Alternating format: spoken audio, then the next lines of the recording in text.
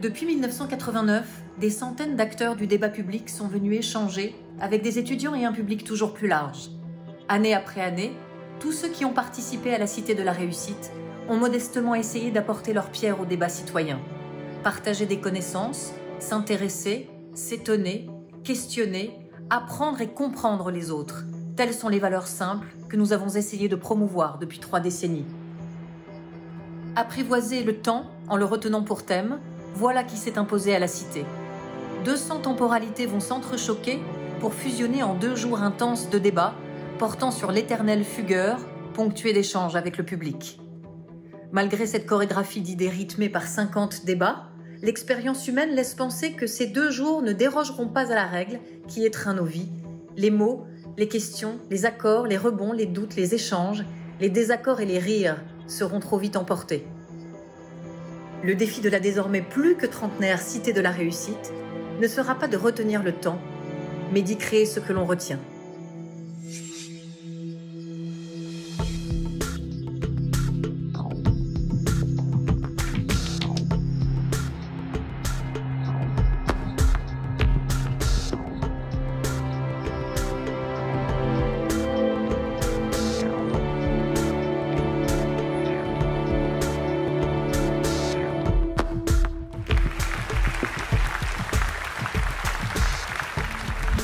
Et bâtir quelque chose ensemble.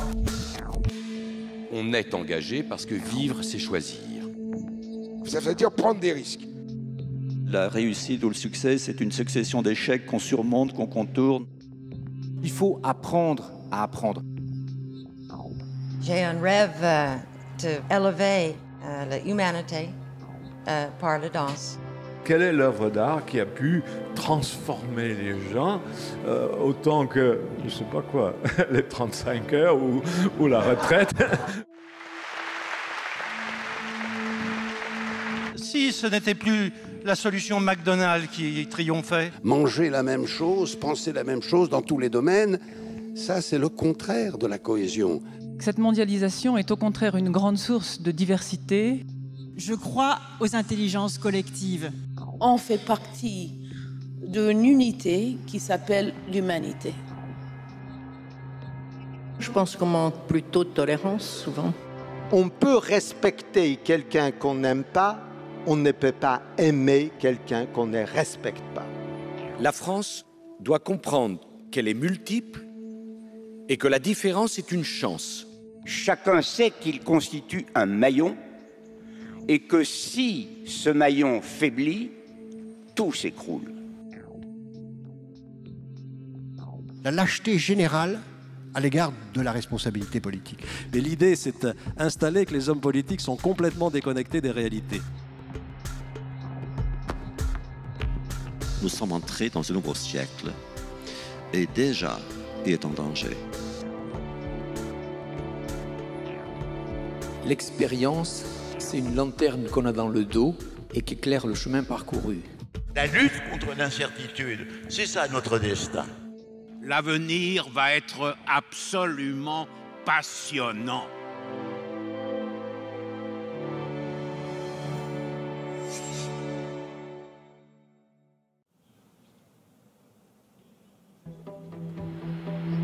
Depuis 1989, des centaines d'acteurs du débat public sont venus échanger avec des étudiants et un public toujours plus large.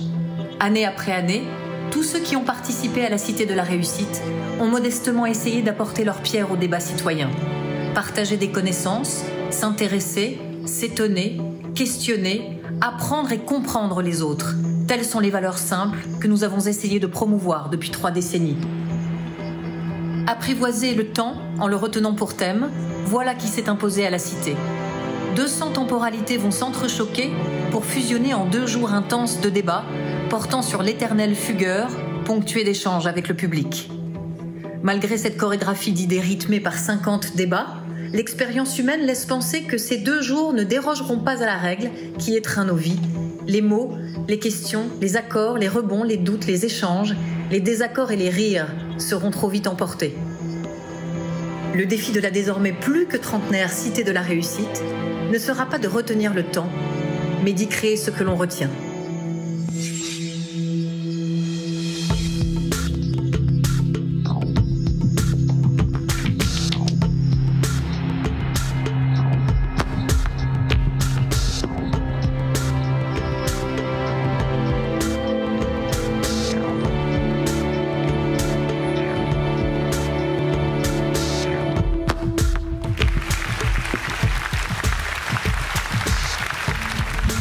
et bâtir quelque chose ensemble. On est engagé parce que vivre, c'est choisir. Ça veut dire prendre des risques. La réussite ou le succès, c'est une succession d'échecs qu'on surmonte, qu'on contourne. Il faut apprendre à apprendre. J'ai un rêve de élever l'humanité par la danse. Quelle est l'œuvre d'art qui a pu transformer les gens autant que, je ne sais pas quoi, les 35 heures ou la retraite?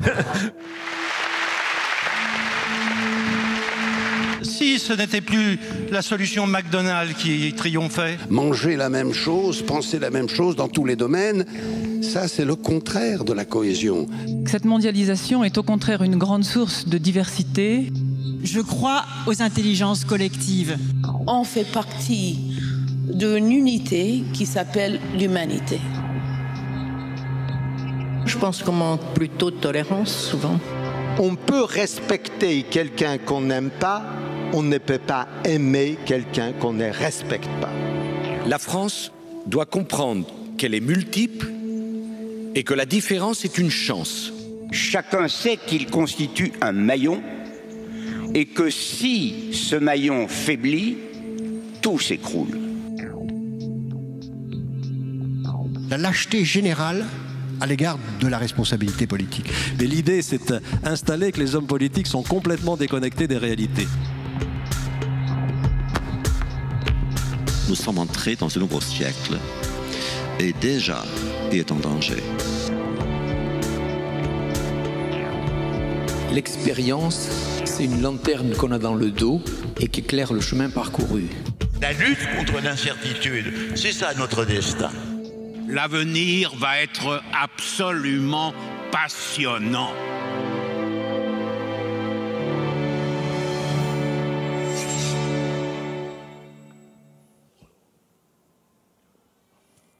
Bonjour, bonjour à toutes et à tous et bienvenue ici au Panthéon. Nous avons la chance de nous retrouver ici dans ce lieu exceptionnel grâce au Centre des Monuments Nationaux que nous remercions. Débat bien sûr dans le cadre de ce 30e anniversaire un peu retardé de la Cité de la Réussite, retardé par le Covid qui nous prive aujourd'hui de la présence de François Sureau. Je sais qu'un certain nombre d'entre vous étaient venus aussi pour l'écouter, Francis Spinner également, qui nous prive aussi de la présence de Guillaume Goubert qui devait modérer cet échange. C'est donc à moi qu'il revient de l'animer, mais surtout à vous qui vous trouvez au premier rang. Vous êtes étudiants de différents établissements, universités, et vous aurez l'occasion dans quelques minutes de questionner nos invités sur ce thème. La liberté impose-t-elle la responsabilité? Un thème qui est très vaste, très actuel aussi. Nous ne l'épuiserons pas en 1h30. Je vais donc sans plus tarder donner la parole à nos invités Monique Cantos-Perber et Francis Spinner. Bonjour à tous les deux. Monique Cantos-Perber, philosophe, directrice de recherche au CNRS. Votre dernier ouvrage, qui est paru l'an dernier chez Albin Michel, s'intitule précisément « Sauver la liberté d'expression ». Le précédent s'intitulait « La fin des libertés » chez Robert Laffont. Francis Spinner, vous êtes avocat, enseignant à Sciences Po, maire du 16e arrondissement de Paris, et vous avez plaidé dans les plus grandes affaires de ces dernières décennies, et encore en janvier au procès de l'assassinat du père Jacques Hamel. Je disais sujet actuel, puisqu'il croise de nombreuses questions très concrètes, très contemporaines. Je parlais de ce virus, la question des masques, la question du vaccin. On peut aussi penser à la question des limitations de vitesse, qui a eu quelques impacts avant la crise des Gilets jaunes dans l'opinion publique, la prise de parole sur les réseaux sociaux, mais énormément de questions également de liberté publique. Je vais commencer avec vous, Monique Cantos-Perber, sur la résonance de cette question avec notre époque, avec l'actualité. La liberté comprise comme absence de contrainte et la responsabilité comprise comme le fait de répondre de ses actes, c'est de tout temps, l'un ne va pas sans l'autre, c'est toujours vrai. En quoi est-ce que vous diriez que c'est plus vrai aujourd'hui que jamais ? Merci à tous pour votre présence. Je me réjouis de la discussion qui s'annonce, vraiment, avec les étudiants qui sont ici et celle que nous allons mener à tous deux. Et alors, cette question, en effet, est essentielle, puisque vous allez au cœur du lien entre liberté et responsabilité. Vous savez, il y a des conceptions de la liberté où la responsabilité ne joue pas vraiment de rôle. Nous vivons depuis, je dirais, le XVIIe siècle sur une conception de la liberté qui est attachée à la pensée libérale, qui a été théorisée par Hobbes, par Locke et par tous les penseurs libéraux. Mais à l'origine, ce qui était très puissant dans cette conception moderne de la liberté, c'était qu'on pensait une liberté à l'échelle strictement humaine, indépendamment de toute transcendance, de toute croyance religieuse. Ce n'était pas la liberté des chrétiens, libération à l'égard du péché, ce n'était pas la liberté aristocratique des anciens, où la liberté était associée à l'héroïsme, ni même la liberté des républicains du XVIe siècle, où la liberté était attachée à une forme d'engagement politique radical. Non, c'était la liberté de l'homme. C'est ça, la modernité de la question, ça veut dire une liberté totalement immanente, si je peux employer un mot un peu technique, c'est-à-dire à l'échelle de l'homme. Et qu'est-ce que c'est cette liberté ? Bien, c'est simplement la puissance d'agir humaine, avec la prolifération des intérêts, des pensées, des croyances qui vont avec. Le problème, c'est que cette liberté, comme disaient les philosophes du XVIIe siècle, elle était à l'état de nature, il n'y avait personne autour. C'était la lutte de tous contre tous. Quand on entre en communauté, quand on entre dans une organisation politique, les libertés sont limitées les unes par rapport aux autres. C'est une condition radicalement nouvelle.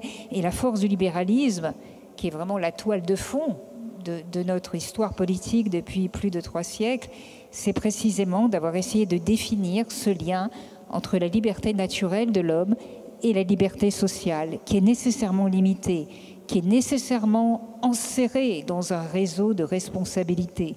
Responsabilité à l'égard de soi-même, à l'égard des autres, et à l'égard du temps et des conséquences que son action entraîne.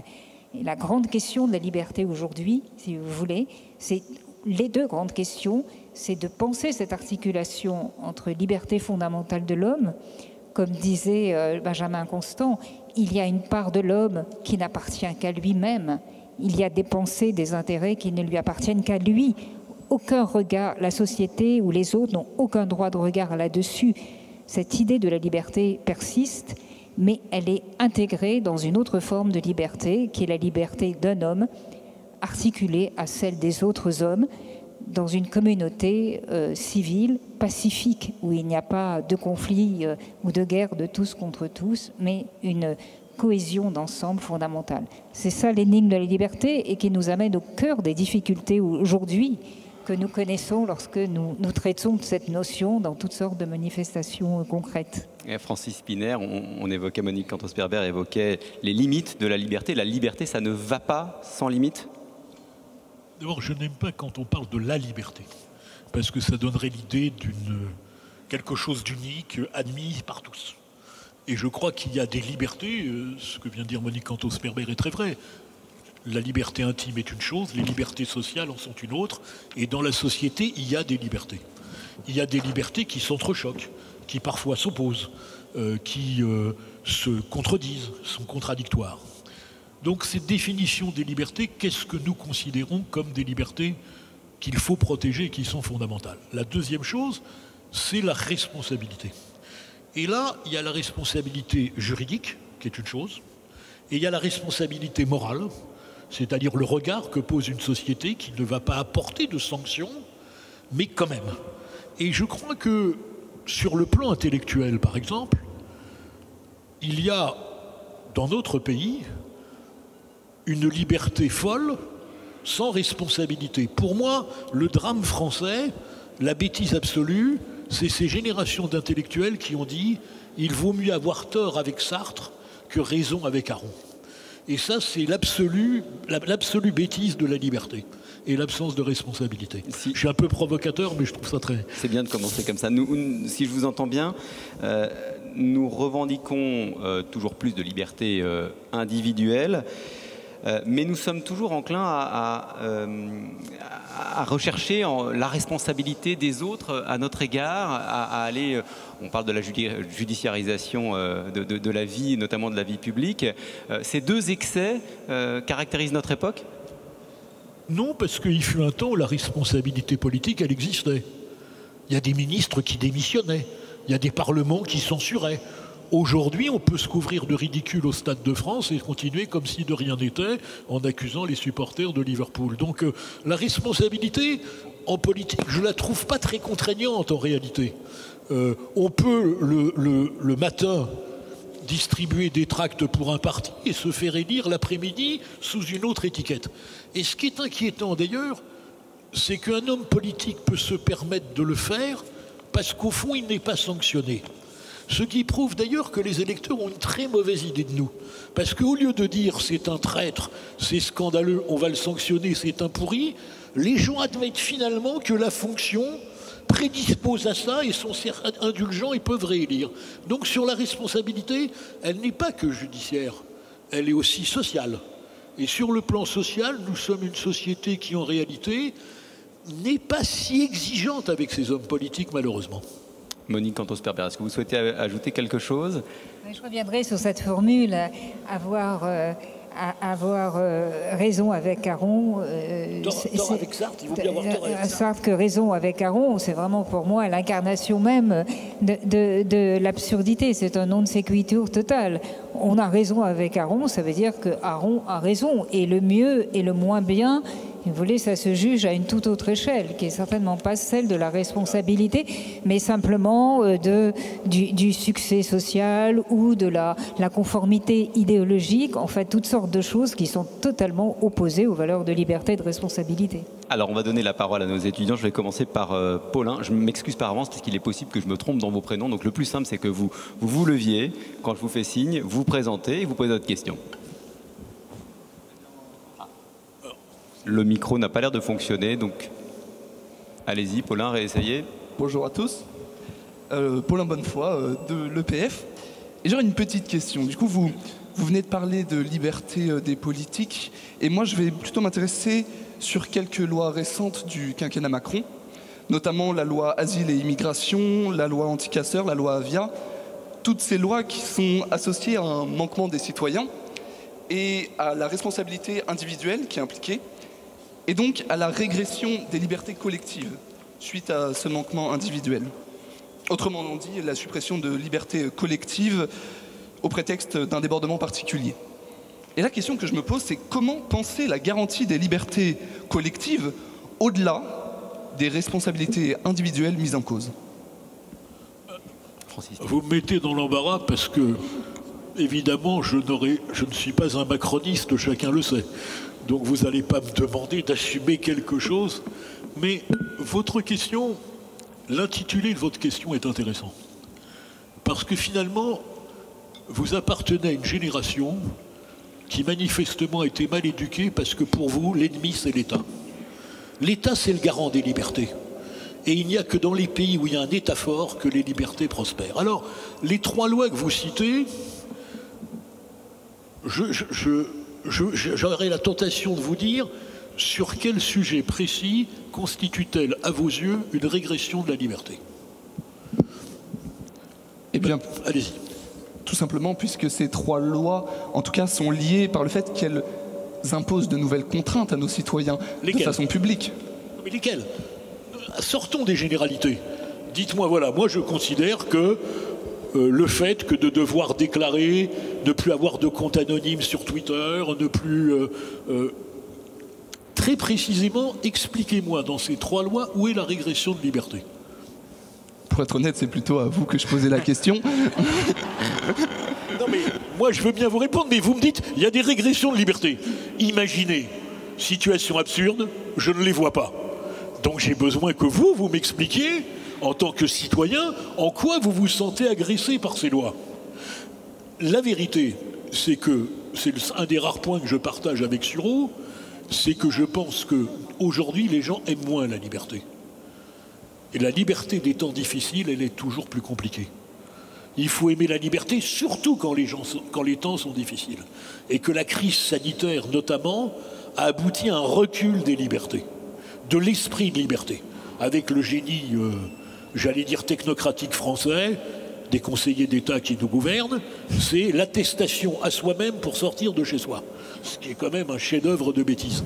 Mais sur ces trois lois, je ne suis pas un fan de l'état d'urgence. Je pense que l'état d'urgence doit obéir à des critères de vrai danger pour l'État. En revanche, sur tout ce qui est le digital, Internet, oui, je pense qu'il faut réglementer, comme on a réglementé la loi sur la presse. Un mot, Monique Cantos-Berber, parce que à propos de la... Vous avez votre micro qui est là. Oui, la loi Avia. Votre question me fait penser à la fameuse citation, à la fameuse formule de Rousseau, un peuple libre ne se soumet pas, c'est par la force des lois qu'il n'obéit pas. Il est vrai que dans notre régime, la loi est protectrice des libertés. Alors ça ne veut pas dire que toutes les lois le sont. D'ailleurs, autant que je me souvienne, la loi Avia a été censurée par le Conseil constitutionnel qui a jugé qu'elle était d'une certaine manière excessive par rapport à ses objectifs. Si vous voulez, c'est une question centrale pour tous les libéraux. Comment concilier les nécessités collectives qui s'imposent à nous, puisque nous vivons dans une communauté, et la liberté. Et parmi ces nécessités collectives ou ces biens collectifs, il y a la sécurité. L'arbitrage entre liberté et sécurité est véritablement une des questions les plus difficiles de notre temps. On l'a vu poser de manière assez dramatique, d'ailleurs au moment du vote de la loi renseignement en 2015, avec la loi anti-casseurs et aussi avec la loi Avia. Alors je vous dirai peut-être un mot sur la manière dont je vois les choses concernant cette dernière loi.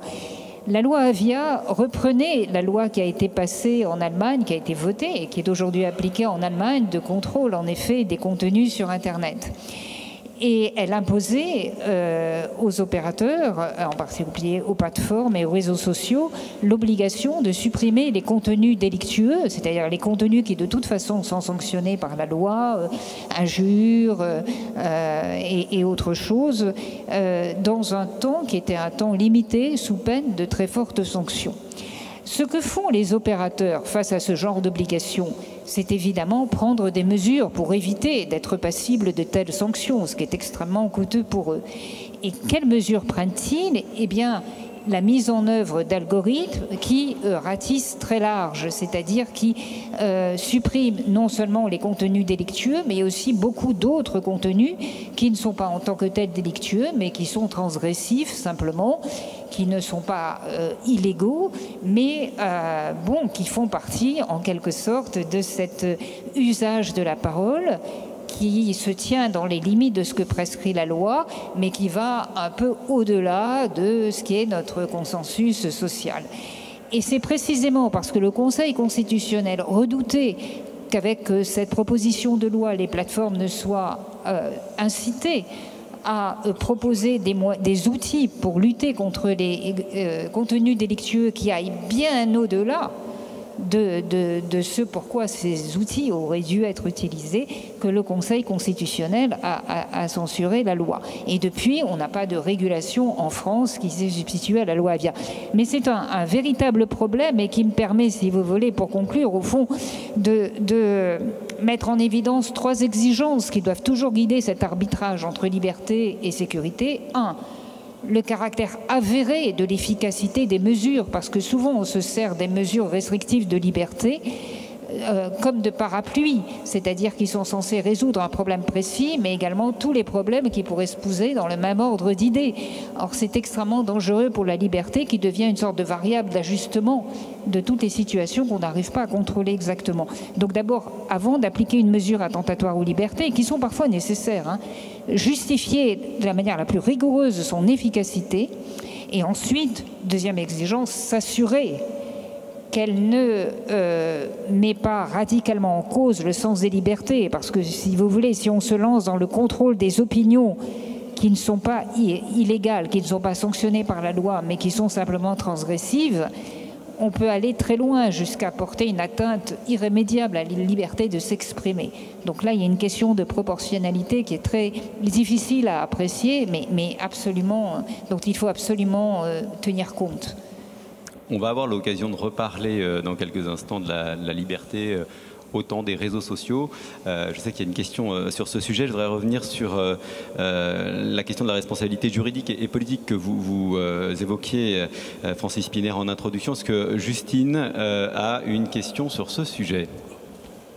Bonjour, je m'appelle Justine Friou, je suis à l'EPF et vous nous avez parlé déjà de la responsabilité politique et juridique en disant qu'aujourd'hui on pouvait voir des politiques qui étaient inquiétés juridiquement mais pas politiquement, qui ne démissionnaient pas. La solution à ça ne serait-il pas d'associer plus étroitement les concepts de responsabilité juridique et politique? Et si oui, par quel mécanisme le feriez-vous? Non, parce que vous avez une responsabilité politique qui n'est pas délictueuse, qui ne mérite pas de sanctions, mais qui moralement doit vous amener à ne plus exercer vos fonctions. Donc les deux ne sont pas couplés.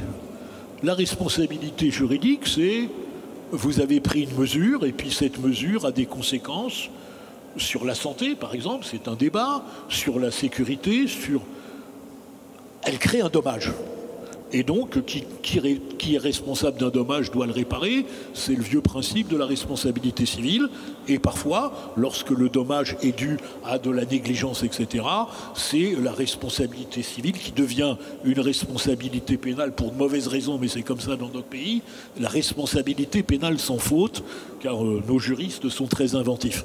Je pourrais vous expliquer pourquoi on en est arrivé là, mais ce serait un peu éloigné. La responsabilité politique, c'est tout simplement quand à un moment donné, vous avez pris une décision, vous avez fait un choix politique, ce choix s'est révélé désastreux, et donc à ce moment-là, vous devez en tirer les conséquences. Or, cette responsabilité, elle est de moins en moins exercée par les politiques.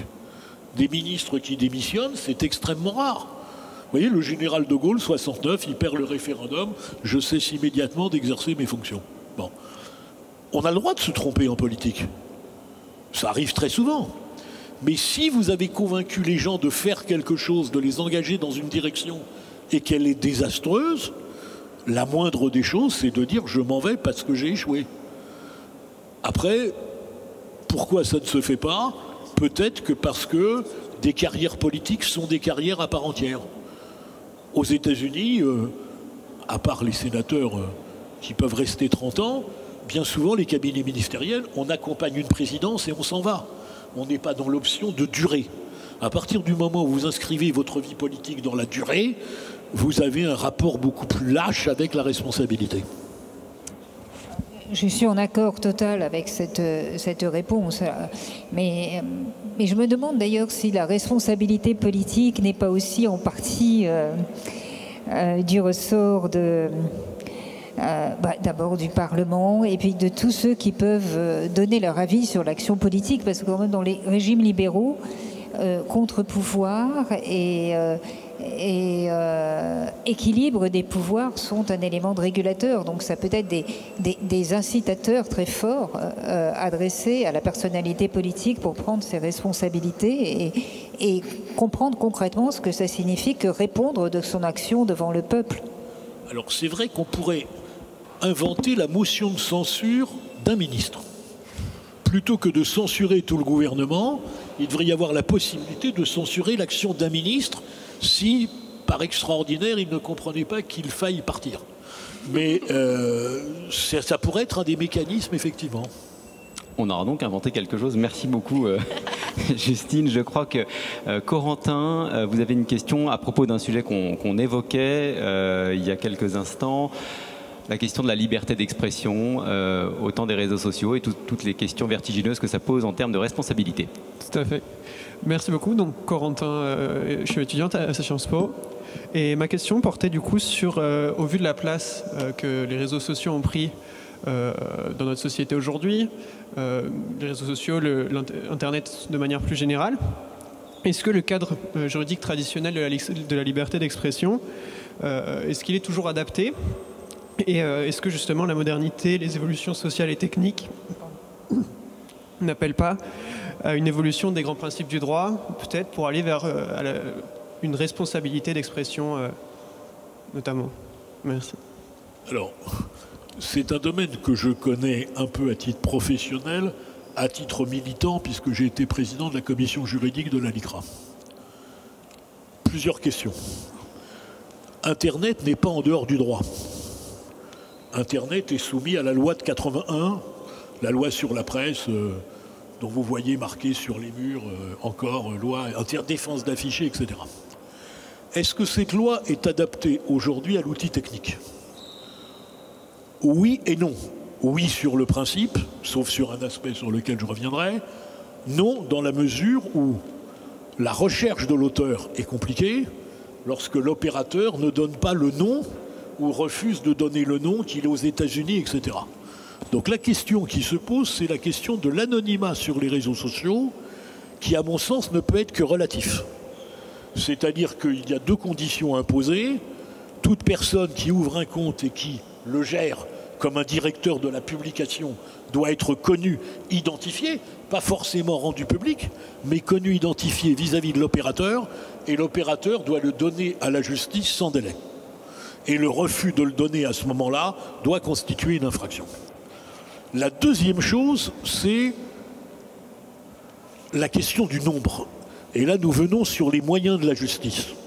La justice, aujourd'hui, se retrouve confrontée à ce qu'on appelle le cyberharcèlement, pour simplifier les choses, et elle est totalement démunie, alors que c'est un contentieux de masse difficile à traiter. Donc si nous voulons avoir l'équilibre, et c'est un point important parce que les réseaux sociaux, c'est un climat, c'est une ambiance. Et si vous laissez une ambiance nauséabonde s'installer, vous pourrissez le climat social. Donc c'est le devoir de la justice de le combattre, et la justice est totalement sous-équipée, non pas intellectuellement, mais du point de vue des moyens, du point de vue de la formation et du réflexe. Donc elle est débordée et elle donne le sentiment de ne pas sanctionner. Puis il y a un troisième point, qui est un de mes dadas, à partir du moment où on considère que le racisme n'est pas une opinion. Et c'est l'honneur de la justice française, du législateur français, validé par la Cour européenne, le racisme n'est pas une opinion. Si le racisme n'est pas une opinion, c'est une infraction de droit commun. Et il n'y a aucune raison de la maintenir, cette infraction, dans la loi sur la presse. Parce que ça change le régime juridique de la prescription, de l'interruption de prescription, parce qu'on est dans les courtes prescriptions, et surtout au niveau des peines. Ce qui fait que moi, ça ne me choquerait pas que quelqu'un qui tient des propos ouvertement racistes, homophobes, antisémites, tout ce que vous voulez, puisse être déféré comme n'importe quel délinquant de droit commun en comparution immédiate. Parce que, qu'est-ce que j'observe? C'est que ça fait des années qu'il y a des gens qui sont condamnés.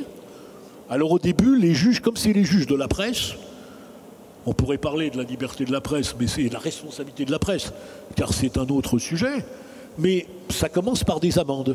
Puis après, c'est 1 mois sursis. Puis au bout de la 10e infraction, on dit quand même, hein, monsieur Soral ou monsieur Dieudonné, vous avez un peu exagéré, on va vous mettre 6 mois ferme, qu'ils ne feront jamais. Moi, je considère que si on veut briser cette sordide musique raciste sur Internet, il faut que la répression ne soit pas un mythe, qu'elle soit une réalité. Et donc oui, je pense que nous sommes totalement démunis et en moyens et en volonté politique. Monique Antos-Perber, tous directeurs de la publication, si on a un compte Twitter, ça c'est une restriction de liberté ou c'est une prise de responsabilité pour chacun?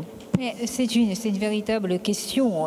À l'heure actuelle, aucune loi, aucune disposition ne fait des réseaux sociaux, par exemple, des plateformes, les éditeurs de leur contenu. On les considère comme des hébergeurs. Et au fond, je vois mal comment il pourrait en être autrement. Parce que être éditeur d'un contenu, comme le directeur du Monde et l'éditeur du Monde, ça veut dire organiser quand même un contrôle préalable sur les contenus qui sont en circulation et qui sont publiés. Le directeur du Monde, en tant qu'éditeur précisément de son journal, n'acceptera pas de publier certains textes, soit pour des raisons politiques, soit pour des raisons qui ont trait aux préférences de son lectorat, comme on dit aujourd'hui, soit pour des questions de décence. On ne publiera pas dans le Monde un dessin obscène, comme c'est le cas dans Charlie Hebdo, évidemment, parce que ce n'est pas du tout le même type de lecteur. Donc ce qui définit l'éditeur, c'est précisément ce droit de contrôle préalable sur les contenus, ce qui n'est absolument pas de mise dans un réseau social qui est censé être ouvert à tous, sauf si un compte est officiellement supprimé, comme ça a été le cas avec le compte de Donald Trump, par exemple, sur Twitter. Alors, je suis en accord total avec la thèse qui a été défendue, à savoir que tout ce qui est illégal dans le monde de la conversation, de l'espace public matériel est évidemment illégal dans le monde numérique. Toutefois, il me semble qu'il faut aussi prendre en compte dans le monde numérique, est-ce que la loi récente là, sur le séparatisme a essayé de faire en partie, l'effet de meute, la possibilité d'agréger les contenus, d'avoir une telle présence d'un certain nombre de messages portant un contenu haineux, par exemple, de manière absolument hégémonique, qui en quelque sorte, donne à ce type de contenu une puissance colossale, qui est une puissance d'influence et d'intimidation colossale, qui est sans équivalent dans le monde réel, évidemment. Donc ça mérite d'être considéré comme un problème qui est spécifique aux réseaux sociaux. Alors certains réseaux ont pris des mesures pour éviter ça.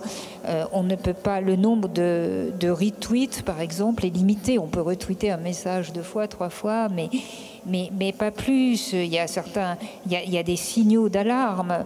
Attention, vérifiez le contenu de ce message avant de le diffuser, etc. Mais là, on n'a pas du tout affaire à une modification de la loi, mais à un usage des pratiques, enfin, à une modification des usages. Je voudrais quand même souligner ce qui me paraît être le problème essentiel du web et qui nous amène au cœur des difficultés de la liberté d'expression. C'est que dans l'espace public, en tout cas à l'heure actuelle, puisque nous ne vivons pas dans un système de propagande, heureusement, on n'est pas dans une société de propagande, ça s'est fait dans d'autres époques, dans d'autres régimes politiques, mais c'est quand même pas le cas chez nous. Quand des thèses délirantes sont rendues publiques ou sont prononcées sur la place publique, il y a tout de même un débat qui s'engage. Il y a des organes de presse, des autorités qui s'élèvent et qui réfutent, et qui le plus souvent réduisent à néant ces opinions aberrantes ou ces erreurs manifestes. Sur le web, ce genre de régulation spontanée, si je puis dire, qui est quand même ce qui permet de maintenir un débat ouvert dans le monde matériel, sur le web, cela n'existe pas. Parce qu'il y a une règle qui est liée au business model, si je puis dire, des réseaux, de mise en évidence, de primes de visibilité constamment données aux contenus qui recueillent le plus d'approbation, qui sont le plus souvent les contenus les plus chargés d'émotions, et malheureusement souvent les contenus les plus haineux, qui écrasent tous les autres. Si vous voulez, c'est comme si vous étiez dans un espace public où certains qui disent des horreurs ont des haut-parleurs qui portent très loin, tandis que les autres les réfutent avec leur simple voix. Mais pardon, Monique Cantos-Perver, est-ce que c'est pas là-dessus que le droit peut agir justement sur ces moyens que mettent en œuvre les opérateurs? D'où la suggestion que je faisais tout à l'heure, d'inciter les plateformes à mettre en place des systèmes qui ne soient pas des systèmes de contrôle des contenus, mais des systèmes de régulateurs. Alors, on en arrive au cœur du problème. Qu'est-ce qui pourrait empêcher ça? Cette distorsion constante du débat. C'est en ce sens qu'il n'y a pas vraiment de liberté d'expression sur le web. Chacun peut prendre la parole, bien sûr, mais comme on dit en anglais, free speech doesn't mean free reach. Vous pouvez parler, mais personne ne vous entend. Parce que si vous êtes une vue minoritaire, personne ne vous entend. Si vous n'avez pas cette prime de visibilité, alors justement, c'est très difficile d'intervenir sur les règles de fonctionnement d'un organisme privé, vous le savez. Donc évidemment, pardonnez-moi, c'est la libérale qui s'exprime ici. Le meilleur moyen, c'est la concurrence. S'il y avait plusieurs réseaux sociaux qui fonctionnaient de manière concurrente, même sans hostilité entre eux, il y aurait plusieurs modèles de régulation et ce serait à l'internaute de choisir celui qu'il préfère. Mais ça, c'est un véritable problème et qui rend la liberté d'expression à l'heure actuelle sur les réseaux en grande partie illusoire. Alors, je voudrais corriger une chose, parce que vous avez pris l'exemple du Monde et vous avez raison. Mais ça n'est pas vrai dans l'audiovisuel. Si vous invitez quelqu'un et que la personne dit des horreurs, votre responsabilité n'est pas retenue puisque vous ne pouvez pas, par définition, prévoir ce qu'il va dire. Mais vous êtes quand même tenu de. Et donc, je pense que c'était la mauvaise loi Avia parce qu'on demandait finalement à l'opérateur de se substituer au juge, ce qui est toujours catastrophique. Mais entre se substituer au juge et prendre des mesures parce qu'on a une responsabilité directeur de la publication, je pense qu'il y avait un moyen de saisine et de prendre des mesures dites conservatoires qui n'étaient pas de la censure plutôt que d'éviter ces algorithmes qui en arrivent à censurer tout le monde. Donc je maintiens qu'il faut que les opérateurs soient considérés comme des directeurs de la publication.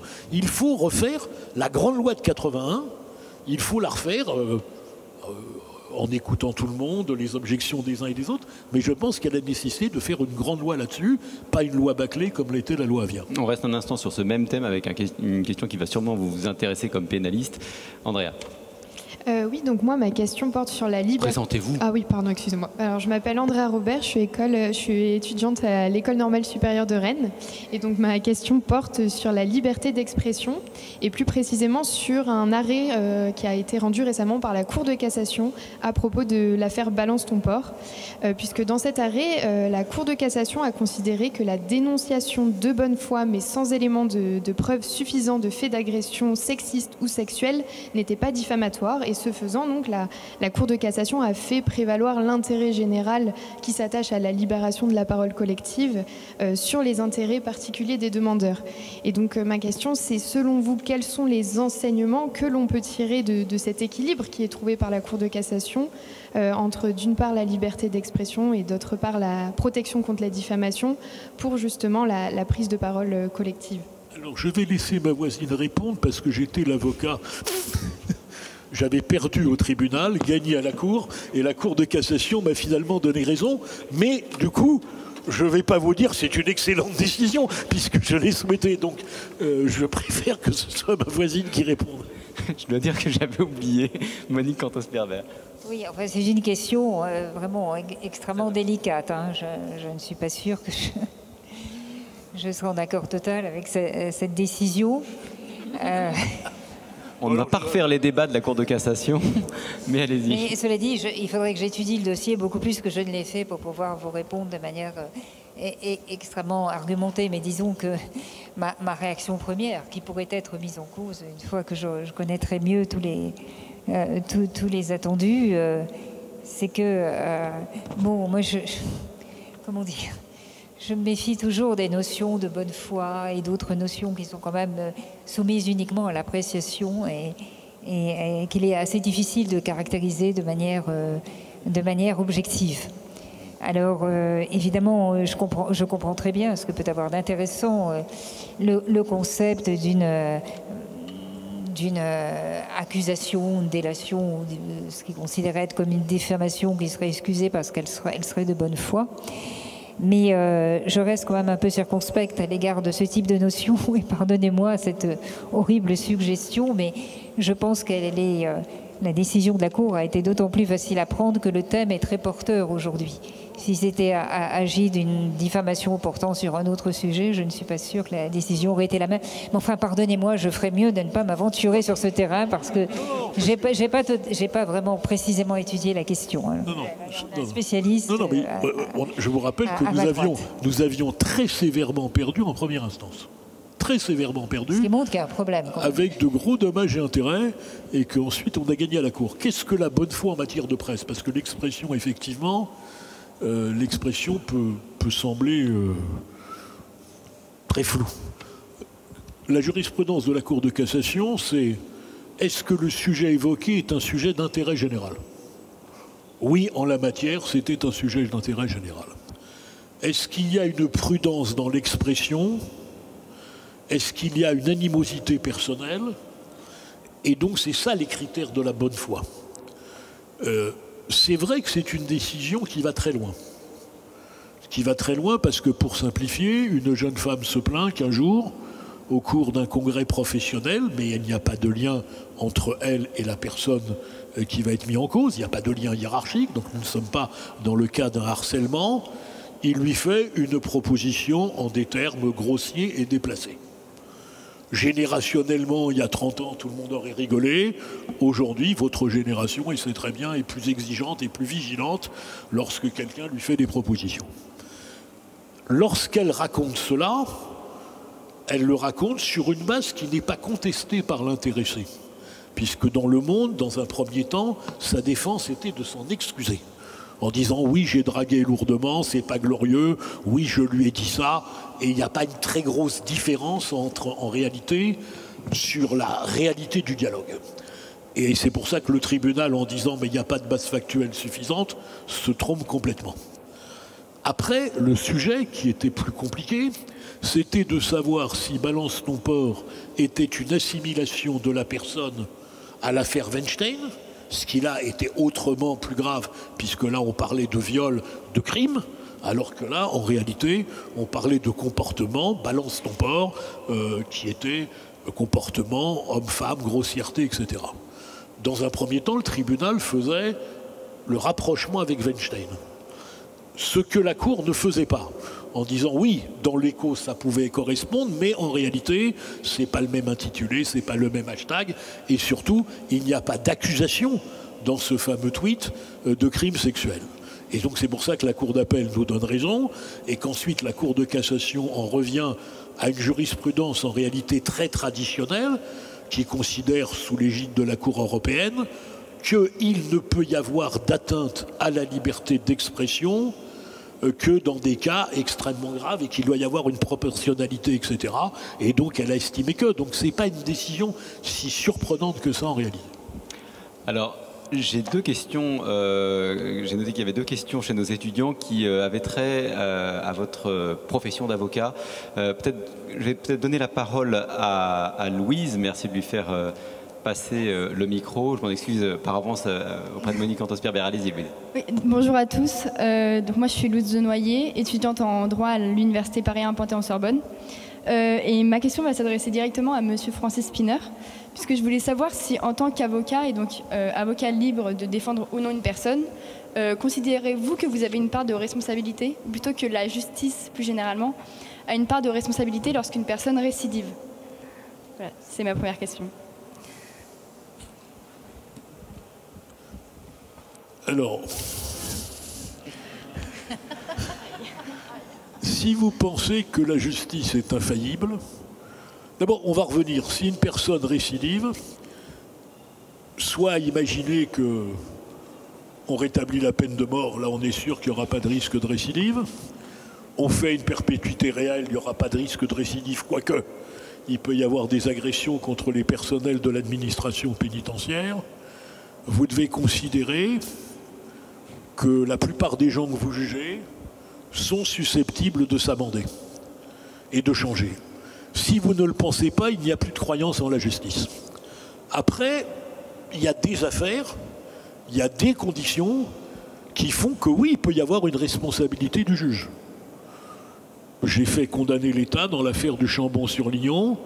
On avait libéré un jeune homme accusé de viol, qu'il ne contestait pas. On a eu l'intelligence de le mettre dans un pensionnat mixte où il y avait des jeunes filles. Ça ne me paraît pas forcément la formule la plus intelligente. Et là, il a à nouveau violé, mais comme la première fois, quand il avait violé, il avait laissé un témoin, la deuxième fois, il n'a pas laissé de témoin. Bon. Et les mesures de contrôle judiciaire étaient lamentables. Bon. Mais si vous paralysez le juge et toute personne dans l'idée que finalement, toute personne accusée sera un récidiviste, vous n'aurez plus de justice. Et donc, alors c'est affreux pour les familles des victimes, et j'ai été souvent l'avocat des familles des victimes, de dire que oui, juger, c'est prendre le risque de se tromper, avec des conséquences qui peuvent être dramatiques. Voilà. Maintenant, la question qui était libellée par écrit, que vous avez corrigée, c'était celui qui, quand vous avez fait acquitter et qu'il récidive.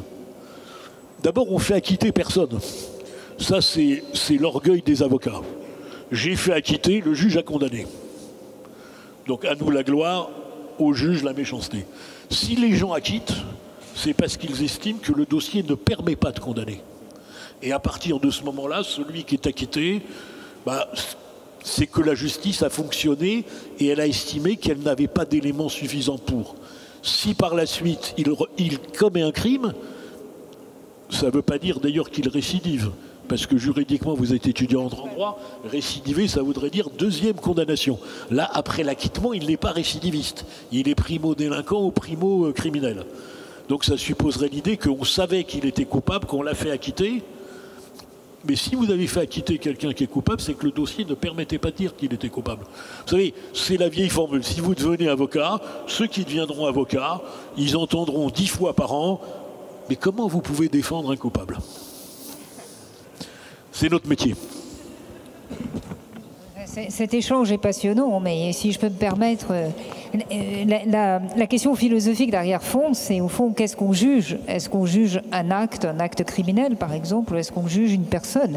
Parce que si on juge un acte et qu'on considère que la personne incriminée, enfin en tout cas, ne mérite pas d'être condamnée pour cet acte et être acquittée, l'affaire est close, c'est une autre histoire qui commence. Vous voulez, on ne juge pas enfin bon, ça c'est malheureusement la justice, la procédure pénale a tendance parfois à juger une personnalité autant qu'elle juge un acte.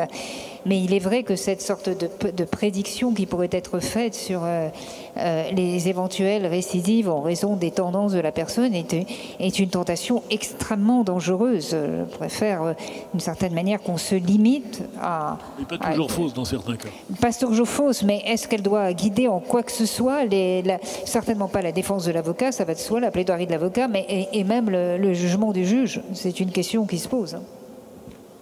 Alors, on reste sur des questions qui s'adressent peut-être en premier lieu à Francis Szpiner, avec vous, Carla. Bonjour, alors moi c'est Carla Mamou, je suis étudiante en magistère de gestion à Dauphine. J'ai une question pour vous, du coup, monsieur Szpiner. J'aimerais savoir notamment, en tant qu'avocat, votre profession a pour but notamment de défendre les libertés, je dis bien, quelles que soient les fautes alléguées. Et de l'autre côté, nous avons les juges qui, eux, sont finalement là pour veiller à la responsabilité des individus concernés. J'aimerais savoir dans quelle mesure votre profession lie ces deux notions et dans quelle mesure elles sont interdépendantes. Alors vous êtes très flatteuse pour la profession d'avocat et très sévère pour celle des juges. Moi j'ai toujours pensé que les juges étaient les gardiens des libertés. Les juges sont là pour faire respecter la loi. Et si quelqu'un est le gardien des libertés avant l'avocat, c'est le juge. Alors, ce que je regrette, c'est que ça ne marche pas, vu vos questions et vu ce que je lis dans la presse, c'est que manifestement, cet habit du juge défenseur des libertés n'apparaît pas comme une évidence. Deuxièmement, l'avocat n'est pas le défenseur des libertés. L'avocat est le défenseur des droits et de la liberté de chaque citoyen confronté à la justice, ce qui est très différent. Nous sommes là pour que, quel que soit le crime commis, quel que soit l'individu en cause, la société respecte les droits qu'elle accorde par le Code de procédure pénale. Et donc, c'est la garantie des libertés. Mais c'est la liberté qui doit être respectée pour chaque individu. Et le juge est là pour faire respecter les libertés. Et donc, dans un monde idéal, nous sommes censés partager le même langage et défendre les mêmes principes. Ça, c'est le monde idéal. Dans le monde réel, il arrive parfois que le juge estime que la sécurité, l'ordre public vaut quelques entorses aux libertés. Et c'est à nous, là, de le rappeler à l'ordre et de dire que la liberté, c'est pour tout le monde. Et surtout, le code de procédure pénale, en général, c'est le code... On dit le code pénal, c'est le code des honnêtes gens, ceux qui le respectent. Le code de procédure pénale, c'est la garantie de ceux qui, évidemment, le violent la loi. Et donc, c'est une exigence. C'est une exigence et parfois le juge oublie cette exigence parce qu'il a le sentiment que les gens ne comprendraient pas. De ce point de vue, le juge américain est capable de libérer des gens, sachant pertinemment que c'est des criminels, mais alors que le juge français aura tendance à vouloir trouver ce qui permettra de maintenir la procédure. Voilà. Certains d'entre vous sont peut-être à Paris 2, il y a le professeur Rebu qui enseigne la procédure pénale. Je lui ai dit finalement, la procédure pénale, c'est comme le latin. C'est magnifique, c'est passionnant, ça permet de comprendre, mais ce n'est pas une langue parlée, c'est une langue morte. J'ajouterais un point peut-être. Évidemment, il y a la justice est de deux ordres en France. Il y a la justice judiciaire et la justice administrative. Et le juge judiciaire, donc, est tout de même souvent, enfin, celui dont on tend de plus en plus à regretter l'absence dans des procédures qui relèvent exclusivement de la justice administrative ou de la procédure administrative. Par exemple, avec la loi renseignement de 2015, si bon, je ne vais pas entrer dans les détails de cette loi, mais s'il se trouve qu'une personne peut être éventuellement soupçonnée de diffuser des contenus délictueux dans les algorithmes qui sont mis à l'œuvre par les services de renseignement qui permettent, à partir des métadonnées, de nourrir une suspicion à l'égard d'un individu, par exemple, qui consulterait régulièrement des sites terroristes, qui se servirait d'un vocabulaire qui est tout à fait codifié comme étant un vocabulaire qui se réfère à un ensemble de sujets qui sont, pour les services de renseignement, qui suscitent l'inquiétude. Eh bien, et que les services de renseignement sont amenés à demander la levée de l'anonymat, et de savoir qui est l'auteur de ces contenus, d'abord quels ils sont et quel est l'auteur. Le dispositif qui est prévu par la loi renseignement est un dispositif pour l'essentiel qui est du ressort de la décision administrative, et tous ceux qui se sont opposés à cette loi ont demandé ce qu'elle soit nuancée et exigeait la présence d'un juge judiciaire justement pour instruire le dossier comme garant des libertés. Mais ce qui prouve d'ailleurs qu'on se trompe, parce que bien souvent, je vais prendre l'exemple des écoutes téléphoniques. Aujourd'hui, un juge d'instruction, magistrat de l'ordre judiciaire, peut arbitrairement écouter n'importe qui. Et il n'y a pas de sanction. Ce qui prouve que le judiciaire n'est pas toujours une garantie de liberté.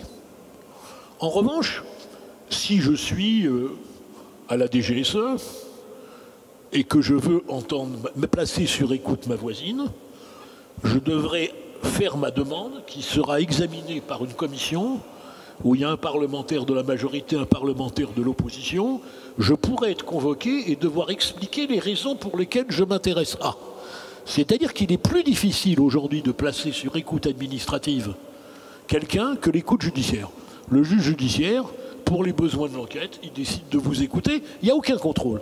Donc, le juge judiciaire garant des libertés par rapport au juge administratif, quand j'étais étudiant, je croyais à cette fable, et puis la pratique m'a démontré que finalement, l'administration, parfois, était mieux contrôlée que le juge judiciaire. Oui, alors pour les écoutes téléphoniques, vous avez tout à fait raison, parce qu'on sait qui on écoute. Mais pour la loi renseignement, lorsqu'il s'agit de la levée de l'anonymat, là, l'équilibre n'est pas tout à fait le même. Alors, oui, mais est-ce que, en termes de liberté, il est scandaleux de savoir que M. X est devenu accro aux sites djihadistes? Vous voyez, vous avez évoqué tout à l'heure l'affaire de Saint-Étienne-du-Rouvray, l'assassinat du père Hamel. 48 heures avant le crime, les deux assassins ne se connaissaient pas. Et c'est leur addiction aux vidéos et aux chaînes djihadistes qui a fait le lien, qui fait qu'en 48 heures, ils sont passés à l'acte. Donc, dans la proportionnalité du but recherché, de l'équilibre que vous définissiez tout à l'heure, je ne suis pas persuadé que le déséquilibre soit forcément attentatoire aux libertés par rapport aux bénéfices qu'on en a. Alors ça, c'est un véritable problème, parce que voyez-vous, dans les écoutes téléphoniques, on sait qui on écoute, et surtout, on sait qu'on écoute quelqu'un parce qu'il y a quand même une raison de l'écouter. On ne va pas écouter n'importe quel citoyen, évidemment. On a des raisons de soupçonner. Ça justifie d'une certaine manière, même si le juge n'a pas à rendre de compte, il faut quand même qu'il ait une raison de mettre sur écoute tel ou tel individu. Le problème des lois de surveillance massive, et en particulier de la loi de renseignement, même s'il s'agit que du recueil des métadonnées, il ne s'agit pas du recueil des contenus des conversations, ni même, et encore moins des identités des personnes, il reste que là, la surveillance est massive, ce qui signifie qu'au fond, chacun de nous est considéré comme un suspect en puissance. Donc il n'y a pas cette espèce de ciblage qui peut arriver avec une justification, mais il y a une surveillance, alors évidemment de second degré, mais quand même indiscriminée. Là on change véritablement de concept, si je puis dire, dans l'écoute, la surveillance.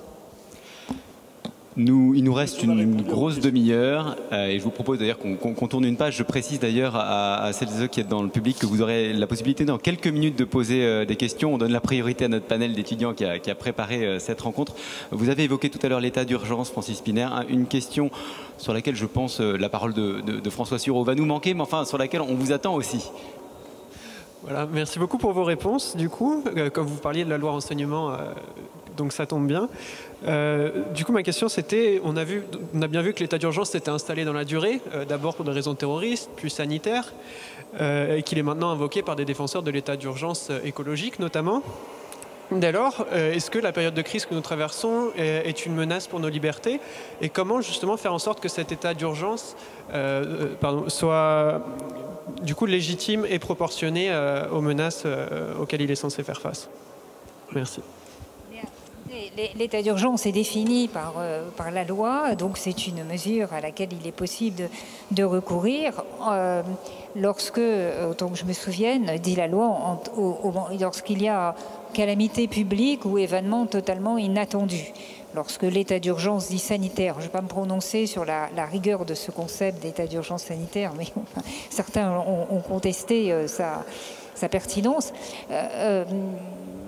Là, on n'avait pas tout à fait affaire à ce type de disposition. Là, il n'y avait pas un événement totalement inattendu qui s'abattait sur la France, puisque depuis plusieurs semaines, on savait qu'une épidémie mondiale était en cours. Et d'autre part, ce qui est assez gênant dans l'état d'urgence, qui peut parfois se révéler totalement nécessaire, et qui, encore une fois, est un état d'urgence dont la cible est assez limitée. Il n'y a pas de suppression de la liberté de presse, il y a énormément de libertés qui sont totalement préservées par la mise en place de l'état d'urgence. Mais il reste que dans l'usage qui en est fait, et en particulier dans ces reconductions, on a vu en 2005 et puis aussi avec la crise sanitaire, on arrive à un concept d'état d'urgence qui paraît de plus en plus paradoxal. L'état d'urgence est censé être limité et être justifié par une situation aux caractéristiques très précises. De plus en plus, on en fait un état permanent qui n'a plus rien à voir avec le caractère soudain d'un événement imprévisible et dont il faut gérer en toute hâte les conséquences, en toute urgence les conséquences.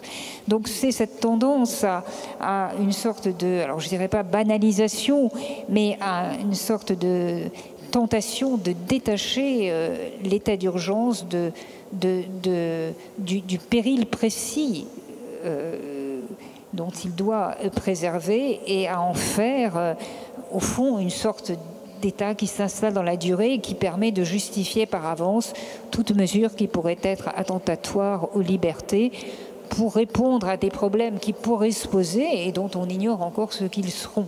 C'est cet usage un peu indifférencié de l'état d'urgence qui peut être inquiétant. L'état d'urgence ne peut pas être permanent. L'état d'urgence ne peut pas être permanent. Par définition, c'est une mesure exceptionnelle. Dans un régime idéal, il devrait être prononcé pour une durée limitée, réexaminé par le Parlement, et à ce moment-là, le Parlement, suivant les critères qui viennent d'être définis, c'est-à-dire je maintiens, parce que par rapport à telle et telle situation précise, j'ai besoin d'avoir tel et tel outil pour répondre à cette menace précise, mais là, ça n'est plus le cas. Et cette banalisation de l'état d'urgence, elle est inquiétante à double titre. D'abord parce que les parlementaires, finalement, s'en sont peu offusqués. Et la deuxième chose, l'opinion ne s'en est pas indignée. Et donc, finalement, c'est la preuve que, encore une fois, c'est le temps. Il faut aimer la liberté quand les temps sont difficiles. Quand tout va bien, être pour la liberté, ça n'a rien d'extraordinaire. Or, nous sommes dans les temps difficiles. Et dans les temps difficiles, je prends l'exemple du pass sanitaire. C'est quand même extraordinaire. Soit vous pensez que la vaccination, c'est la solution. Vous la rendez obligatoire. Au moins les choses sont claires et vous assumez politiquement le fait d'avoir réclamé la vaccination obligatoire. Si vous n'avez pas le courage politique de dire « je rends obligatoire cette mesure parce que je la pense juste et efficace », comment pouvez-vous après restreindre les libertés des gens qui refusent de se soumettre à une mesure que vous n'avez pas déclarée obligatoire ? Alors les mauvais esprits vous diront on ne la déclare pas obligatoire parce que devant la Cour de justice de la République, si je venais à passer, ça serait quand même un argument. Je n'ose imaginer autant de lâcheté et autant de calculs cyniques. Monique, oui, je suis en accord total avec ce qui vient d'être dit. Et de plus, j'ajouterais qu'en effet, n'est obligatoire que ce qui est prescrit par la loi, bien évidemment. De plus, pour des raisons d'efficacité, la justification de ce pass vaccinal était quand même douteuse parce que nous savions à ce moment-là que, quoique vacciné, l'individu pouvait être transmetteur du Covid. Alors, d'une certaine façon, un pass vaccinal qui attestait qu'un test de détection du Covid avait été fait peu de temps avant était beaucoup plus protecteur. Et troisièmement, je n'ai pas beaucoup aimé la rhétorique qui entourait l'introduction de ce pass vaccinal, comme s'il y avait une sorte d'obligation morale à se vacciner. Chacun en pensera ce qu'il veut. Mais depuis le XVIIe siècle, nous savons que nous n'entrons pas, le pouvoir d'État n'entre pas dans les consciences des gens. Ce qu'on décide, et la seule chose qui justifie les mesures de restriction de liberté, ce n'est pas ce que pensent les personnes, mais c'est la manière dont elles se comportent et la nécessité de faire qu'elles ne soient pas un danger pour autrui, en l'occurrence un danger de transmetteur du virus. Donc pour toutes ces raisons, le pass vaccinal était très certainement une bonne chose, mais il fallait le rendre rendre l'obligation totalement légitime en ayant le courage d'en faire l'objet d'une loi. Mais si je peux me permettre juste une précision, parce que je pense qu'on est vraiment au cœur de notre sujet, entre liberté et responsabilité, et je m'adresse à la libérale que vous êtes, Monique Antos-Perber. La question entre l'incitation et l'obligation. Alors, quelle est, pour une libérale, on peut imaginer que vous ayez une préférence pour l'incitation plutôt que pour l'obligation. Comment est-ce que vous articulez ces deux notions? Je vous demande de faire rapidement, je suis désolé, parce qu'après on va prendre d'autres questions. Bien, l'avantage de l'obligation, si vous voulez, c'est qu'une obligation en général découle d'une loi. Cette loi a été votée par le Parlement, a été examinée en commission. Bref, il y a toute une sorte d'ensemble d'étapes et de procédures qui garantissent la légitimité telle que la légitimité est définie aujourd'hui dans notre régime. Donc ça, c'est le grand avantage de l'obligation légale. L'incitation, je ne sais pas quel sens précis on peut donner à l'incitation. Si c'est une incitation par influence, par propagande ou par nudge, comme on dit aujourd'hui, c'est-à-dire cette espèce de paternalisme bienveillant qui vous fait comprendre qu'il n'y a qu'une seule solution qui est la bonne solution. Bien sûr, vous pouvez choisir l'autre, mais que votre intérêt va dans un sens et dans un sens seulement, je ne peux pas vraiment y être favorable parce que ça revient à infantiliser en quelque sorte les personnes. Et aucun défenseur du libéralisme ne peut être d'accord avec cela. Maintenant, une incitation d'un autre type qui expose clairement, modestement et précisément les arguments et les justifications en faveur d'une mesure plutôt qu'une autre, ça au contraire, je l'encourage tout à fait. Tout ce qui peut promouvoir et mettre les personnes en situation de libre choix informé est certainement préférable si on peut recourir à cela pour éviter de recourir à l'obligation légale, évidemment, pourquoi pas. Quand l'incitation est censée vous laisser un choix. Vous êtes libre de faire ou de ne pas faire, même si on vous y incite. Mais quand l'incitation s'accompagne de contraintes, car c'est ça le sujet qui s'est posé, c'est-à-dire que ce n'est pas une incitation, c'est vous avez le droit de ne pas être vacciné. Mais si vous utilisez ce droit, votre vie va être tellement compliquée que ça ressemble en réalité à une contrainte. Et donc là, on est dans l'obligation sournoise. Et il n'y a rien de pire que l'obligation sournoise. Et pire que ça, c'est-à-dire disqualification, vous êtes des citoyens irresponsables. Ça, l'État ne devrait pas se permettre de dire ce genre de choses quand il n'a pas eu le courage de rendre une loi obligatoire. Alors on va poursuivre et ensuite on va pouvoir faire circuler le micro. Je vous propose de prendre la parole. Oui, bonjour. Pierre Guy, doctorant en droit européen à Paris 1. Je vais laisser un peu mon collègue dans l'embarras parce que c'était moi qui avais posé la première question et étant arrivé en retard, on l'a posé à ma place. Donc je vais peut-être la préciser. En fait, je voulais parler évidemment des premiers textes de loi qui ont ensuite été révisés. Et comment on voit en fait cette facilité à cette comment on pourrait dire?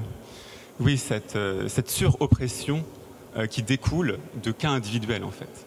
Par exemple, dans les premiers textes de loi, de la loi anti-casseurs, où le préfet pouvait, s'il y avait une supposition sérieuse d'entrave à la liberté publique, exiger, retirer cette personne, par exemple, d'un groupe de manifestants. Et comment, en fait, on arrive dans une sorte d'état collectif, je ne sais pas, sidéré peut-être par l'accumulation de toutes ces lois, à ce qu'en fait, il n'y ait plus aucun contre-pouvoir citoyen. En fait, on n'est même plus tellement surpris de ces lois qui, ensuite, certes, sont par exemple contredites par le Conseil d'État. Mais il n'y a plus de sursaut collectif. Et c'est cet enchaînement de lois, peut-être, qui crée ce sentiment que l'on va aller vers le pire, que ces lois ne seront plus un jour cassées par ce Conseil d'État, par exemple. Une sorte d'endormissement, petit à petit, il y a une prise d'habitude, d'une diminution de nos libertés. Je vais être un peu provocateur, c'est pour ça que je regrette l'absence de Sureau. Franchement, vous vivez où? Moi, j'étais l'avocat du patron des CRS. Vous voyez, il faut assumer ce qu'on fait dans la vie. J'ai vu que ces lois n'empêchaient personne de manifester. J'ai vu que ces lois n'empêchaient pas les casseurs de casser. D'ailleurs, on est dans une société formidable aujourd'hui. Les casseurs, c'est comme les franchises d'assurance. C'est-à-dire que le préfet vous dit finalement... On n'a cassé que des banques et des machins, donc ça s'est bien passé. Car on en est là. Alors, si vous voulez, moi, j'ai toujours dit que l'ordre public, c'est ce qui garantit les libertés. Vous voyez, c'est la liberté du pauvre type qui travaille et qui, le lendemain, n'a pas envie de retrouver son magasin cassé, parce que ça, c'est une atteinte à sa liberté. C'est le malheureux pompier qui intervient et qui n'a pas envie qu'il y ait la dingue qui est midi, qui vienne l'agresser et qui, après 48 heures de garde à vue, est relâché. La liberté, elle est pour tout le monde. La liberté, elle est pour tout le monde. Et donc ces lois, soit le Conseil constitutionnel les valide, soit il les invalide. C'est ça l'état de droit. Mais cette espèce de frayeur des amoureux de la liberté, qui peuvent manifester, glapir, je ne parle pas de la famille Traoré, qui peut insulter les juges, qui peut insulter la police devant le palais de justice, menacer d'envahir, etc.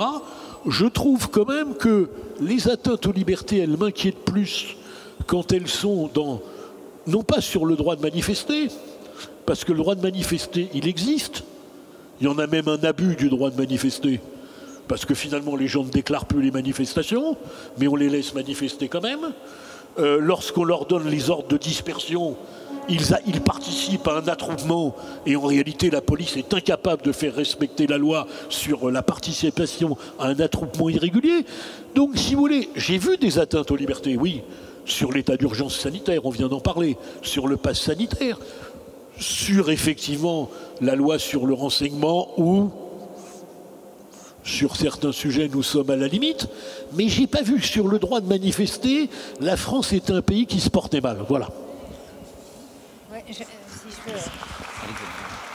Oui, mais j'aimerais parfois que nos forces de police soient beaucoup plus soucieuses de défendre la liberté. Par exemple, des jeunes filles qui se promènent dans une tenue féminine à l'intérieur de certains quartiers où elles n'ont quasiment pas la possibilité de le faire, que les forces de police vraiment s'attachent à défendre la liberté de chacun, à évoluer librement dans l'espace public.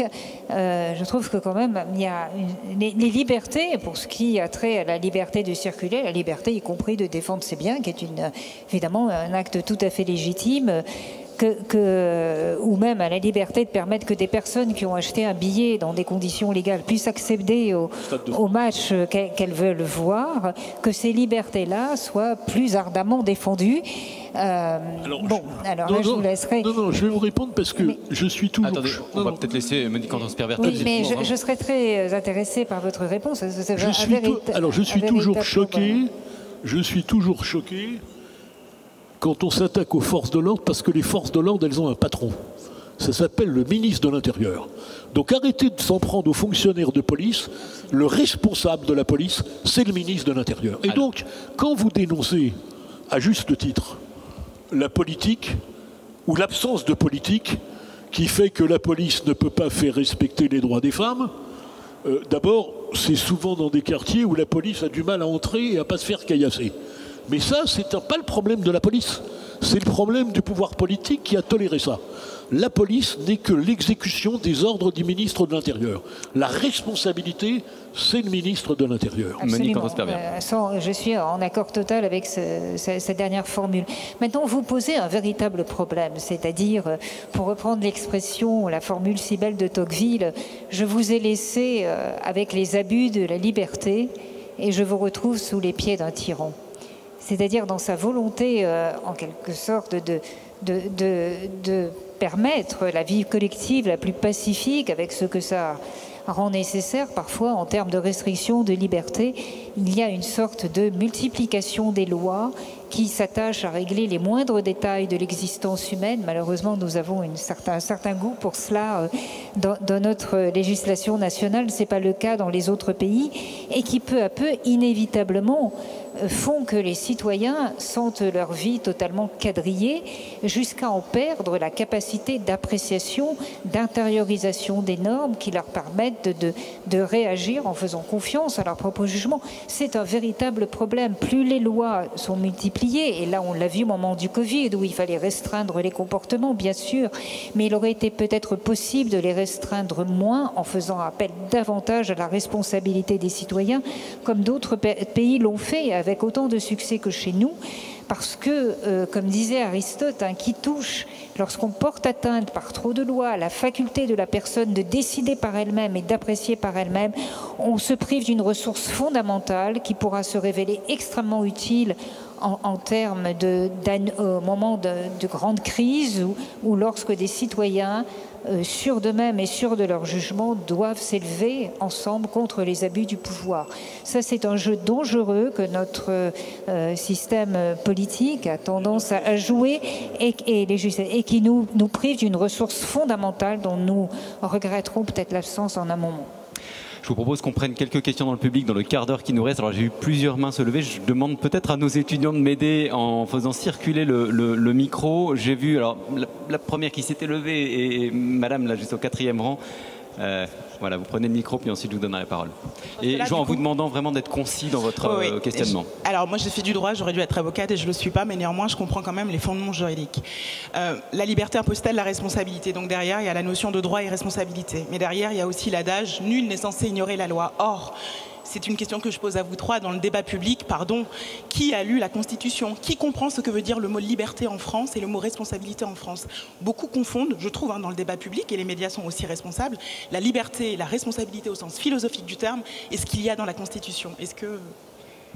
Alors, je vais laisser nos invités. Je ne suis pas certain d'être le plus qualifié, même si je serais très heureux de répondre à ces questions, mais... Allez-y. Nul n'est censé ignorer la loi. Ça se heurte à des modalités pratiques? Oui, tout à fait. Mais nul n'est censé ignorer la loi, bien sûr, oui. Tout à fait. Je veux dire que quand on fait quelque chose, en général, d'abord il y a une sorte de connaissance partagée de la loi, de connaissance disséminée, qui n'impose pas nécessairement de lire l'intégralité du code pénal ou du code civil. Et par ailleurs, si vous voulez, je ne pense pas que le sens philosophique de la liberté ait grand-chose à voir dans cette affaire-là. La liberté dans une société est définie comme une capacité d'agir limitée qui doit prendre en compte un certain nombre de raisons qui expliquent cette limitation, c'est-à-dire le tort fait à autrui et la préservation de l'ordre public et de l'intérêt général. Donc la réflexion sur les libertés et sur son sens philosophique est absolument nécessaire pour guider les évolutions législatives, mais la liberté est ce qu'il est possible de faire est défini évidemment par les codes de loi, heureusement, parce que c'est ce qui permet de donner l'assurance à tout citoyen que tout délit sera jugé de la même façon pour tout le monde, qu'il soit riche ou qu'il soit pauvre et quelle que soit la situation sociale occupée. Donc c'est tout à fait essentiel dans un monde social comme le nôtre de se rapporter à une définition objective de la liberté qui est cautionnée par les codes. Oui. Évidemment, nul n'est censé ignorer la loi est une fiction juridique, mais c'est une fiction nécessaire. Le législateur a essayé de faire timidement l'introduction de l'erreur de droit, qui dans des cas exceptionnels pourrait que... Mais oui, si vous ne posez pas le principe que nul n'est censé ignorer la loi, vous n'avez plus de société. Parce qu'à ce moment-là, l'ignorance devient une vertu, ce qui est quand même un peu compliqué. quant à nous, les médias, nous essayons au jour le jour de tenir notre rôle de médiateur, de modérateur du débat public, ce qui est déjà très important, et d'information, mais évidemment, je vous concède que nous ne le faisons pas toujours parfaitement. Je vais donner la parole à monsieur qui est au deuxième rang. Oui, bonsoir. Alain Guédon, je suis psychothérapeute dans le monde des émotions et j'ai été patron de l'innovation à l'Institut Pasteur, donc psy et scientifique en même temps. Je crois qu'on a merveilleusement abordé toutes les articulations entre la liberté pour tous et la liberté pour chacun. Et ma question, elle est sur la... j'ai toujours pensé qu'il y avait une grosse articulation entre la fin, la liberté comme fin et la liberté comme moyen. Et je crois que dans la liberté pour les modernes et les hyper-modernes que nous sommes aujourd'hui, on considère véritablement la liberté comme une fin, alors qu'elle doit être un moyen, exactement comme a dit Monique Cantos-Sperber au départ, comme la capacité de pouvoir agir et de pouvoir exercer sa responsabilité vis-à-vis des autres, plus que vis-à-vis de soi-même. La liberté fin ou moyen ? Oui, certainement. C'est essentiellement un moyen. D'ailleurs, pour la liberté économique, c'est évident. En tant que libéral, je suis évidemment favorable à la liberté économique, mais pas de manière absolue. Il y a des moments où restreindre la liberté économique peut être au contraire un moyen d'atteindre davantage de liberté à l'échelle d'une société. Mais en revanche, je pense que la liberté, c'est aussi plus que cela. Pour moi, c'est une manière de juger les sociétés, en tout cas les sociétés modernes. Une bonne société, je ne la définirai pas comme une société juste au sens où le philosophe américain John Rawls parlait de la société juste, c'est-à-dire une société avec une distribution des ressources parfaitement équilibrée. Pour moi, la bonne société, c'est la société qui donne des atouts de liberté au plus grand nombre. Et parmi ces atouts de liberté, je mets évidemment l'éducation, une éducation qui rend possible d'être libre pour un individu et l'accès à un ensemble de biens publics. Donc c'est plus qu'un moyen, la liberté. C'est aussi, selon moi, une manière d'apprécier le caractère d'une société. Francis Spinner, est-ce que vous vouliez répondre ? La même chose. Très bien. Monsieur peut-être au troisième rang là-bas derrière. Merci à Andrea qui... Bonjour à tous les trois. Déjà merci beaucoup pour ces mots que vous nous avez prodigués. Tout au long de la conférence, plusieurs notions, on va dire, ont été abordées. On a beaucoup parlé presque des délits d'opinion. On s'est un peu inquiété de certains textes de loi, je pense à la loi renseignement ou à la loi Avia. Mais finalement, derrière tous ces textes de loi très ambitieux, avec parfois des titres très ronflants, si on prend la loi renseignement, il suffit de regarder le nombre de personnes qui travaillent pour le renseignement français et de le comparer à celui des Américains. Donc aux États-Unis, c'est 300 000 personnes et 16 agences de renseignement. Autant dire qu'en France, on en est très éloigné. Donc tout ça, toutes ces lois très ambitieuses, ne sont-elles pas finalement le symptôme d'un État qui essaie de masquer une faiblesse de plus en plus visible ? Et n'est-ce pas là le véritable danger pour nos libertés ? Et vous l'aviez un petit peu dessiné tout à l'heure, Monsieur Spinner. Alors, ce que vous dites a une part d'exactitude. Nous sommes un État faible. Parce que nous avons perdu le sens de l'État. Parce qu'on a considéré que l'État était l'ennemi du citoyen. Ça, c'est un problème culturel, politique, de vision de la société. À côté de ça, nous avons besoin de lois parce que nous avons des menaces qui sont différentes. Moi, je m'occupe d'affaires de terrorisme depuis 1983. J'ai connu, si j'ose dire, les terroristes d'action directe. Carlos, les révolutionnaires zéleux, les Italiens, les Irlandais. La menace a changé. Et les moyens ont changé. La technologie n'est plus la même. Aujourd'hui, une filature, c'est plus compliqué, même s'il y a les balises. Mais la réglementation sur les balises, par exemple, était un obstacle pour la police. C'est-à-dire qu'il fallait l'autorisation d'un juge pour baliser une voiture et il fallait donner la plaque. Si le type changeait de voiture, l'autorisation n'était plus valable. Donc il y a toute une série de moyens techniques, et j'en passe sur un certain nombre, mais la loi sur le renseignement, elle est nécessaire sur l'adaptation d'une criminalité moderne qui utilise des moyens modernes qui n'existaient pas il y a 10 ans, il y a 15 ans. Donc là, ce n'est pas pour masquer les choses, c'est pour essayer de faire en sorte que... Après, il y a un autre sujet. Moi, je suis très iconoclaste dans la matière. Je vois comment ça se passe en matière de terrorisme. On soupçonne Monsieur X, Mohamed Merah par exemple. Mohamed Merah attire l'attention des services de renseignement. On le file pendant 4 mois, ce qui est une performance. Parce que filmer quelqu'un dans le quartier des Isards, ça suppose que certains policiers n'ont pas le type pour entrer. Ça suppose 12 personnes. Au bout de 4 mois, il ne se passe rien. On abandonne la filature et quelques mois plus tard, il arrive ce que vous savez. Bon. Aux États-Unis, par exemple, on pourrait dire, bah tiens, on va rentrer en contact avec lui et on va lui proposer des armes. Et puis le jour où on livre les armes, on l'arrête et on le juge. C'est de la provocation en droit français, c'est autorisé aux États-Unis. Est-ce qu'on fait ce type de choses? C'est des sujets. Qu'est-ce qu'on fait sur les infiltrations? Est-ce que, par exemple, on va jusqu'au système de repenti qui a marché en Italie, mais qui en même temps a eu certains excès? Donc il y a beaucoup de choses en matière de lutte contre le terrorisme où nous avons des exemples étrangers qui ont marché, qui ont échoué, et on va les adapter, ou on ne les adaptera pas. Donc ça, c'est une nécessité. C'est pas cacher les choses, c'est s'adapter à la réalité des luttes. Et puis après, il y a la question centrale de l'État. Parmi les questions qui étaient posées par écrit par les étudiants, il y en avait une qui avait trait, entre guillemets, aux violences policières. Le libellé de la question, il était très intéressant. Parce qu'au fond, l'étudiant, c'était la police, c'est les méchants. C'était ça ce que ça veut dire. Alors que si vous regardez le nombre d'interventions, ce qu'on appelle les violences, non pas les violences, faut dire, des policiers qui, dans l'exercice de leurs fonctions, exercent des violences, c'est vraiment, par rapport au nombre d'interventions, infinitésimal.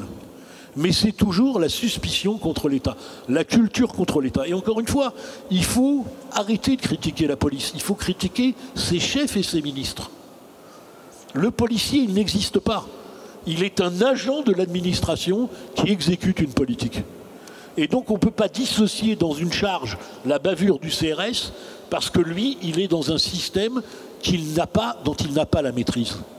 Et ça, c'est la responsabilité politique. Et le drame, c'est qu'il n'y a plus de responsabilité politique.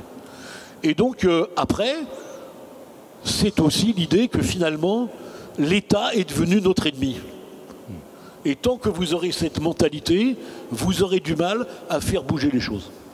Alors, vous avez ouvert le chapitre des violences policières 3 minutes avant la fin de ce débat, donc on ne va pas avoir le temps de poursuivre sur ce débat. En revanche, Monique Cantos-Perbière, sur la question de l'inflation législative qui correspondrait à la faiblesse de l'État, est-ce que vous avez quelque chose à ajouter?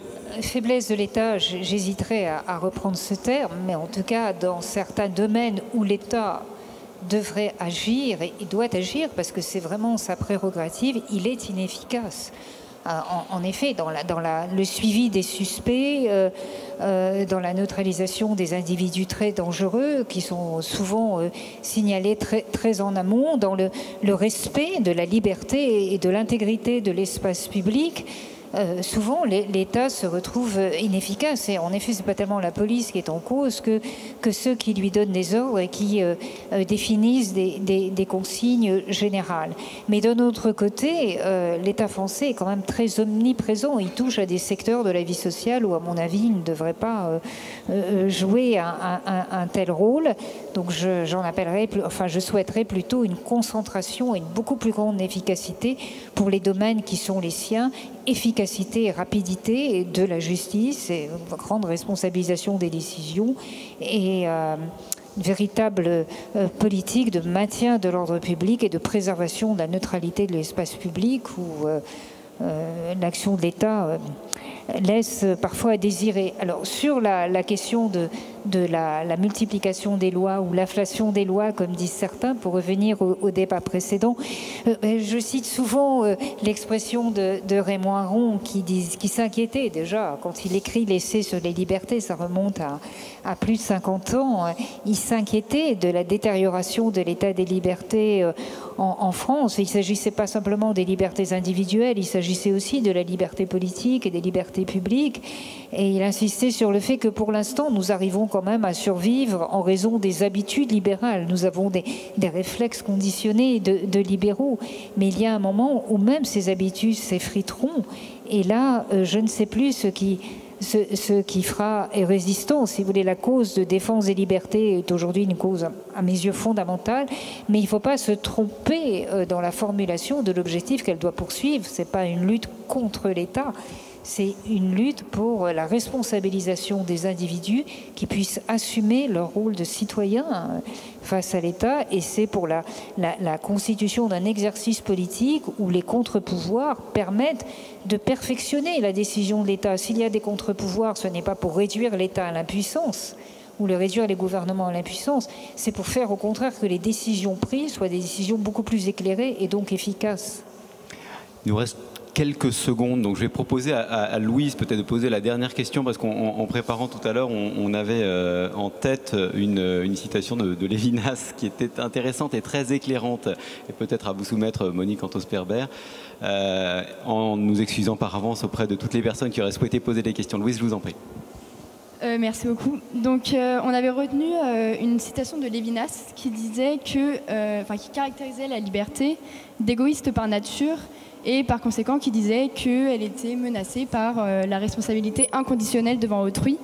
Et on voulait savoir si vous vous aligniez sur cette conception de Lévinas qui considérait donc que la liberté serait égoïste par nature et donc de fait qu'elle serait inséparable de la responsabilité. Évidemment, pour conclure en 2 minutes, ça va être difficile, mais c'est peut-être pour ouvrir ce débat. Je pense que les deux sont vrais. Je n'utiliserai pas le terme égoïste parce que c'est un terme moral. La liberté, pour moi, c'est toujours cette racine de liberté libérale, c'est-à-dire il y a une réalité de l'individu qui ne doit rendre de compte à personne. L'individu est libre de ses pensées et il n'y a aucune intrusion sociale qui justifie qu'ils doivent les rendre publics. Mais ça ne veut pas dire qu'il n'est pas totalement inséré dans un système social. Donc, et là, la question de la responsabilité est absolument centrale. Donc ce à quoi j'appellerais, c'est à une définition riche, puissante de la responsabilité qui préserve cette capacité de l'individu dans une part de lui-même de ne rendre des comptes qu'à sa propre personne. Francis Spinner, est-ce que vous vouliez ajouter quelque chose en conclusion? C'est toujours difficile de dire qu'on n'est pas d'accord avec Lévinas, mais la liberté n'est pas égoïste. Celui qui est égoïste, il est dans l'arbitraire, dans la toute-puissance, il n'est pas dans la liberté. Donc la liberté, pour moi, est une notion qui est généreuse. Elle est tout sauf égoïste.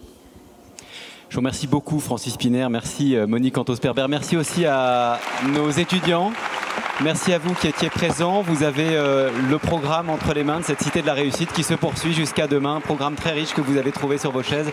Merci et très bonne soirée.